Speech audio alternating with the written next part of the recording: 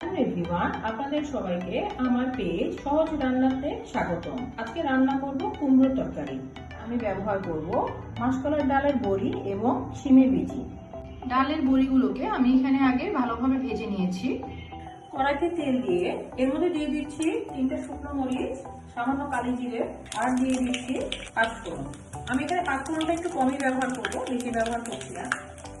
এর মধ্যে কুমড়োগুলো এটাকে আমি আগে হালকা করে ভেজে নেব। কুমড়োটা হালকা করে ভেজে নিয়েছি।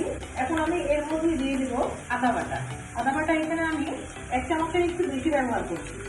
দিয়ে দিচ্ছি জিরে গুঁড়ো।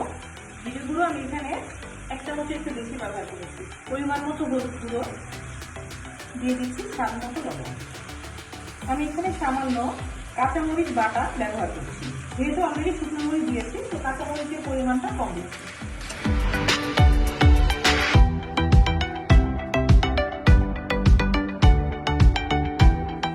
এর মধ্যে জল দিয়ে আমি এটাকে একটু কষিয়ে নেব।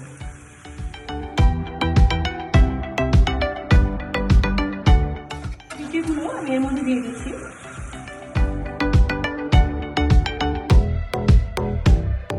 আমার মশলাটা কষানো হয়ে গেছে, আমি এখন এর মধ্যে দিয়ে দিচ্ছি জল।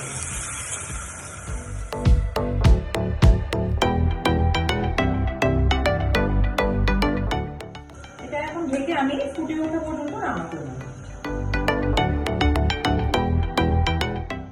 জল ফুটে উঠেছে, আমি এখন এর মধ্যে ভেজে রাখা ডালের বড়িগুলো দিয়ে দিচ্ছি।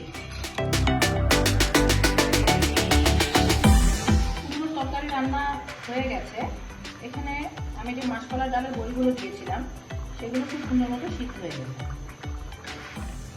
আমি এখন এটাকে নামিয়ে নেব।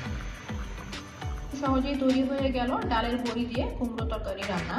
ভিডিওটি যদি ভালো লেগে থাকে তাহলে পেজটি ফলো করবেন। ধন্যবাদ।